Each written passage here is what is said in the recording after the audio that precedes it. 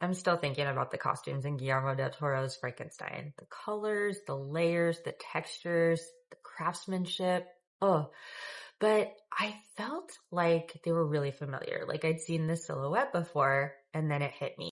The House of Worth. This is Charles Worth. He was British by birth, but French by design. Worth was the first haute couturier, and he dressed everyone from Empress Eugenie to the Empress Sissi. He even did the famous electricity dress from the 1883 Vanderbilt ball. Just want to show you, this is a butterfly dress, and let me show you the back. Like, tell me that Elizabeth Harlander wouldn't wear this. Okay, again, with this green dress.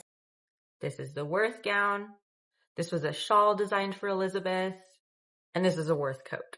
And the House of Worth designed the fashion systems that we consider normal today. They were the first to have live models, and they also created the idea that designers would design the clothes and not just get direction from customers. But here's the part that matters for us, the fragrance lovers. By the time that you get to the founder's grandson, Jean-Charles Worth, the house wasn't just making gowns. They started making perfumes. And not just any perfume, some of the most beautiful Art Deco creations of the 1920s and 30s. Jean-Charles ran with a very artsy crowd. He was friends with Man Ray, who photographed him in this shot. And this was an era where fashion, art, and perfume were all cross-pollinating. Paul Poiret had launched the first couture perfume, and Chanel followed. So Jean-Charles Worth looked around and said, we should do that too. But he did it differently. Instead of random one-off releases, he created what is basically the first perfume cinematic universe.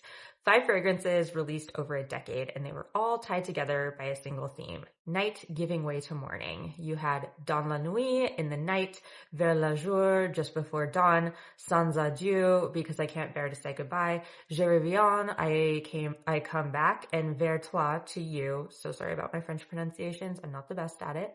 And the bottles that he commissioned, Lalique, they were these little glass orbs that looked like something that a roaring 20s moon goddess would collect. They're so cute. In this 1933 newspaper article, Jean-Charles said, perfume can be one of the most subtle and artful of women's weapons. But this too, like clothes, must express her personality, and it must be suitable for the occasion.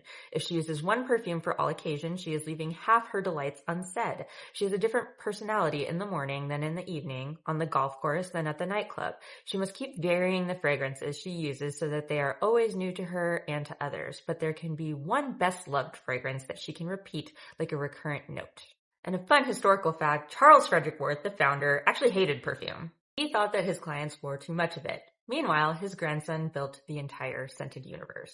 The House of Worth closed in 1956, but the perfumes lived on long after. Je reviens and Dans la nuit especially, you've probably seen them at an antique shop at least once. So yes, a costume in Frankenstein sent me spiraling into a full historical refresher on couture's first dynasty and their perfumes.